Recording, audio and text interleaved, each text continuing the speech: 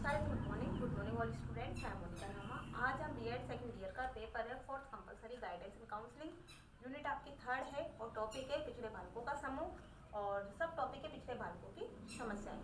पिछड़े बालकों की समस्याएं क्या क्या है ये आप सब जानते हो।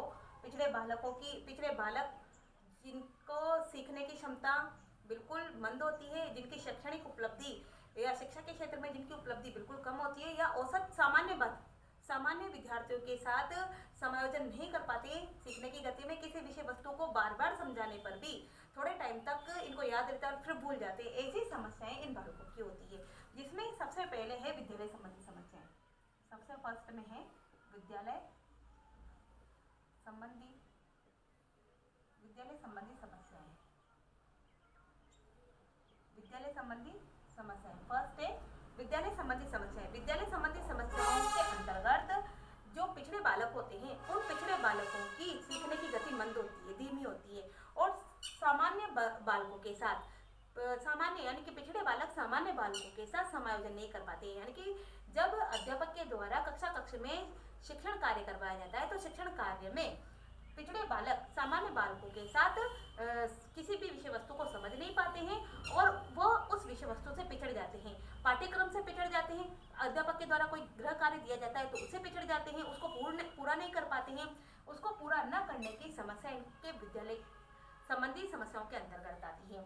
साथ में ये होता है कि कई परिस्थितियों में ये बालक अपनी नीचे की कक्षा वाले बालकों के पाठ्यक्रम को भी पूरा नहीं कर पाते हैं। तो कुछ बालक ऐसे भी होते हैं जो विद्यालय में देखे जाते हैं कि अपने कक्षा से अपने खुद स्वयं की कक्षा से नीचे स्तर वाले बालकों का भी ये पाठ्यक्रम पूरा नहीं कर पाते हैं, जो भी पिछड़े बालकों की श्रेणी में आते हैं। पिछड़े बालकों की समस्या होती है।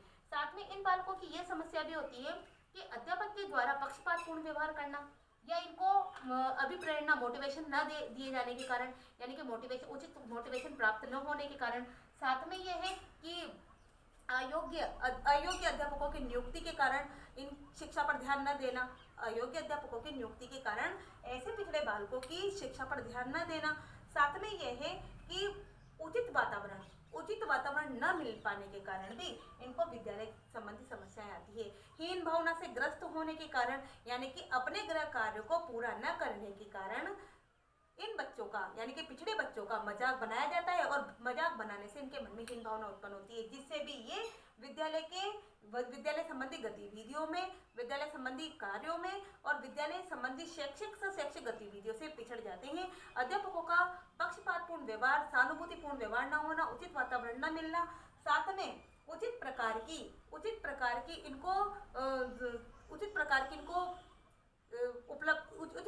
की इनको सहायक सामग्री प्राप्त न होना या इनको प्रोत्साहन न मिलना। इस कारण से विद्यालय में इनको कई समस्याओं का सामना करना पड़ता है, जिससे ये पिछड़ जाते हैं और पिछड़ जाने के कारण इनकी ये समस्याएं सामने आती है। नेक्स्ट है सेकंड संवेगात्मक समस्याएं।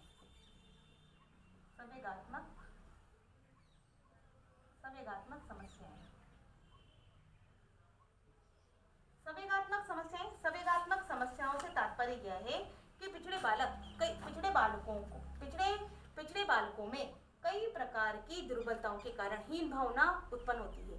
पिछड़े बालकों में कई प्रकार की दुर्बलता होने के कारण, अब दुर्बलता शारीरिक कमजोरी भी हो सकती है और ग्रंथियों का विकृत होना भी हो सकता है, शारीरिक रोग भी हो सकता है। इस कारण से इनमें कई प्रकार की दुर्बलता होने के कारण इनमें हीन भावना उत्पन्न होती है। साथ में शिक्षा के क्षेत्र में असफल रहने के कारण तथा सामाजिक संबंधों में असफलता हासिल होने के कारण, अब सामाजिक संबंध जैसे परिवार में पारिवारिक संबंध है, पारिवारिक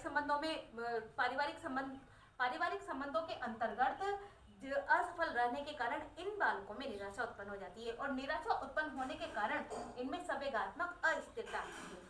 संवेगात्मक अस्थिर होने के कारण ये इन बालकों को कई जगह अपना अपमान भी सहना पड़ता है और ऐसी परिस्थिति में इनका संवेगात्मक संतुलन बिगड़ जाता है। संवेगात्मक संतुलन बिगड़ने के कारण ही इनमें ये समस्याएं उत्पन्न होती है। साथ में ये किसी कार्य को करते हैं लेकिन संवेगात्मक संतुलन बिगड़ने के कारण ये उस कार्य को पूरा नहीं कर पाते हैं, यानी कि इनका मन किसी भी कार्य में नहीं लगता है। साथ में ये होता है कि इनको उचित प्रकार का वातावरण नहीं मिलता है। उचित प्रकार का वातावरण न मिलने के कारण तथा दूसरों के सामने मजाक बनने के कारण, हीन भावना, उचित वातावरण न मिलना और दूसरों के सामने, दूसरों की दृष्टि में हीन भावना से ग्रस्त होने के कारण इन बालकों में संवेगात्मक समस्या उत्पन्न होती है।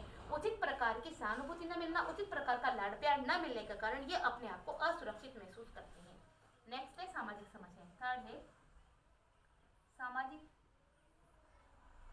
समस्याएं। थर्ड है सामाजिक समस्याएं। सामाजिक समस्याओं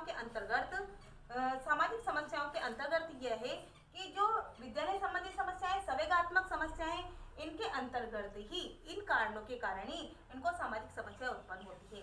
कहने का मतलब यह है कि पिछड़े बालकों के सामाजिक समायोजन के कारण अन्य समस्याओं के कारण बढ़ जाती है। अन्य समस्या यानी कि संवेगात्मक समस्याओं के कारण भी इनका सामाजिक समस्याएं बढ़ती है। विद्यालय में समायोजन न होने के कारण या विद्यालय की गतिविधियों में भाग न लेने के कारण, उसमें पिछड़ जाने के कारण भी उनको सामाजिक समस्याएं उत्पन्न होती है, क्योंकि विद्यालय भी एक समाज ही होता है। विद्यालय भी एक समाज ही होता है। साथ में ये होता है कि ये स्वयं को समाज के अनुरूप बदल नहीं पाते, यानी कि जिस प्रकार से समाज चाहता है उस प्रकार से ये स्वयं को प्रस्तुत नहीं कर पाते।